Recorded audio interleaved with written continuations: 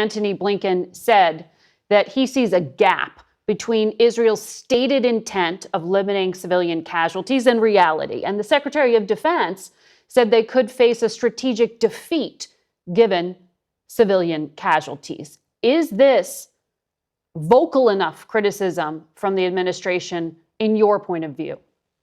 Well, it's a start. I think both Blinken and Austin are right.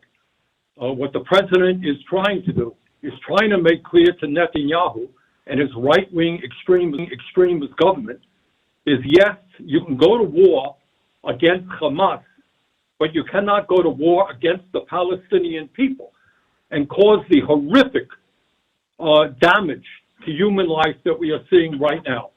Margaret, there have been 16,000 people killed so far, Palestinians, 2/3 of whom are women and children. You're talking about 1.9 million people displaced, going around without any water, food, without any medical supplies. It is a humanitarian disaster, and the United States has got to put all of the pressure that it can to tell Netanyahu to stop this disastrous military approach.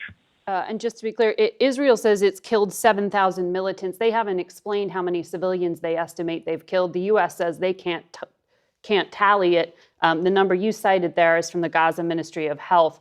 But the bottom line here is I know you have been very clear to your colleagues the U.S. should not provide more aid to Israel, to the Netanyahu government, with no strings attached, you wrote, because it would make the U.S. complicit.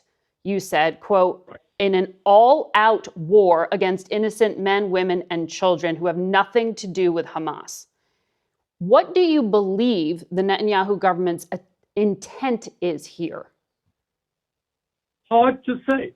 It really is hard to say. It may be that they're responding in rage against the horrific and terrible Hamas attack that killed 1,200 innocent Israelis.